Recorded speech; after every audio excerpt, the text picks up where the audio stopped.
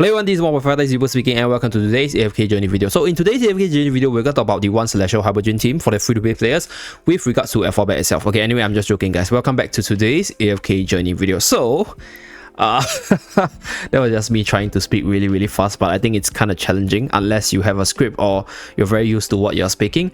But for today's Alpha Bear video, we're going to run through the best teams recommendation for the free-to-play players, usually the more accessible units, with one Celestial Hypogean unit. Okay, so that will be the team idea or the video idea, in case you guys are still wondering, this is not free to play, I don't have this unit, I don't have that unit. But anyway, right, for this boss itself, I think the most powerful and common duo you can have is obviously Smokey together with Coco, because basically for this boss itself, healing is actually greatly reduced due to the honeying ability, because when the boss actually attaches a honey to your units represented by the yellow powder at the bottom of their feet, they actually lose healing efficiency, right? Healing efficiency is reduced by 85%, so Smokey's heal ain't that efficient. So having just one healer unit is not enough to sustain your team. You need at least two, right, to keep the heals going and consistent. So there's a few ways you can go about it. You can run two healers to make up for the loss of efficiency, or you use a healer and a shielder in the team. So you can use Lucius for shielding, and then you run another healer together with Lucius, or you can run the Coco Smokey team, because Coco is also a shielder with massive damage reduction, which will help to negate some of the damage.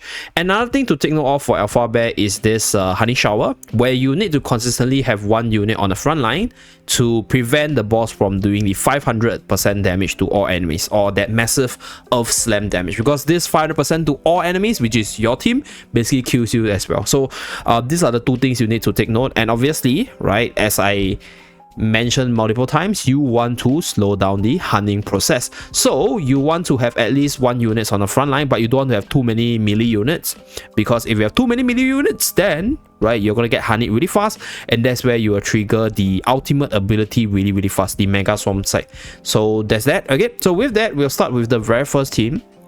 So for this boss itself, right, if we were to go with the Fresto path, if we go with Fresto is actually pretty decent, and there's actually a team which my friend actually runs as well, but that is like a more whale centric team, that is with Fresto as well as our dear Lily May as a damage dealer. So if you're there, Lily May is basically merely, right, but if you're going by the best team itself, then you guys can definitely try to run this. So I think he runs Ludovic. Yeah, so this is with just 4 sustain as well as the damage dealers.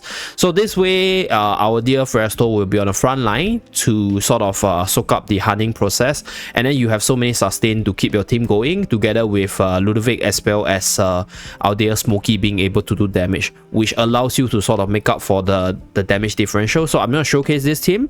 Yeah, let's go. Okay, I think the energy regen should be on Ludovic.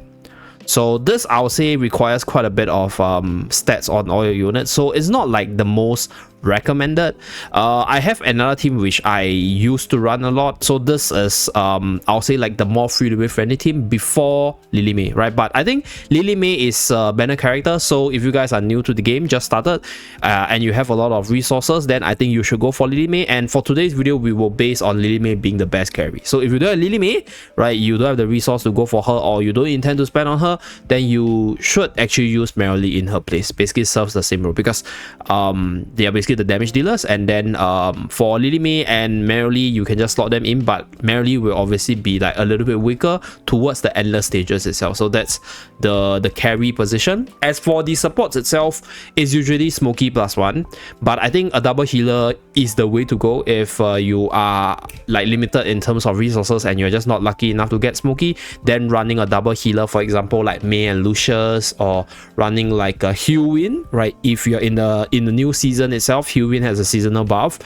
Hewin together with Damien is also okay, just for that healing sustain part. Okay, but in most cases it will be Smokey and Coco. So that's for the 8 billion. Oh shit, I forgot to showcase the damage. But my friend does have the team right here. So this is a super mega whaley comb.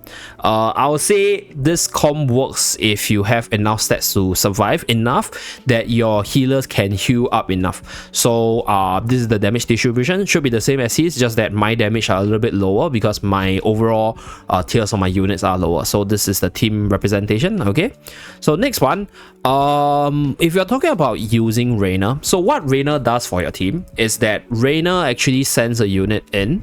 So Rainer can be positioned here or here, that doesn't really matter. And then, right, I will still base around Smokey because I think that's the best and most fair showcase. And you can send in a few units that can stand in front, but I usually will send in Coco because compared to the carries, Coco is generally tankier.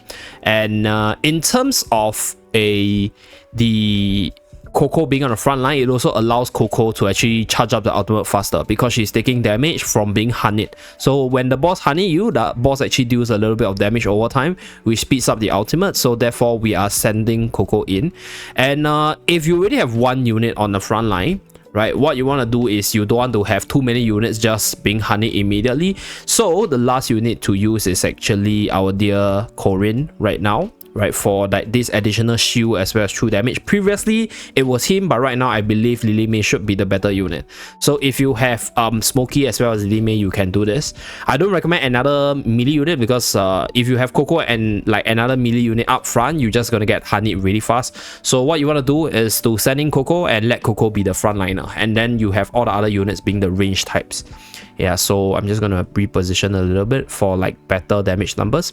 Okay, so this will be my recommendation. So if you do have Lily May, use Corin, because Corin is actually a 2-tower attacker, so he doesn't really get honeyed immediately at the start. So what happened is Corin is able to do true damage with the EX weapon, as well as the ability to shield your team to give you more sustain. So healing efficiency is reduced, but shielding efficiency is not. So therefore Corin is actually really good for this boss. Okay, so this is with Lily May. Later we'll do one more run without Lily May. Okay. So Talon for this boss unfortunately is not that good. Because your healing efficiency is reduced, so Talon's healing as well as all your other units healing is just not enough to keep Talon healthy enough to spam her skills, and that's why Talon is honestly not that good for this boss. So I'm not going to showcase Talon's damage number, whereas for Fresto and Dino, they're just not like useful for this bossing purposes, so that's why I would recommend them as well. So this is with the Coco being sent in by Rainer 44 build. Okay, so I think this would be relatively expensive for most people. So the last team that I'm going to recommend is probably a team that's a lot more affordable for most people. That is with Torrent, which is something that I think most people will go for. So if we were to use Torrent in our team, Torrent will be running up on the front line, and Torrent is tanky enough to soak up damage for the team. So therefore you don't actually need to have to send any units in. If you're running Torrent, then what I'll suggest is, right, you can do this and then you do this. So you send in Lily May, but because Lily May is inbound, right, she doesn't get honeyed. So this is one thing that you guys can do. So this is with Torrent, this is without OD. I think this one should be a little bit better because Torrent actually boosts the damage output of Lily May by quite a bit from the seasonal skill.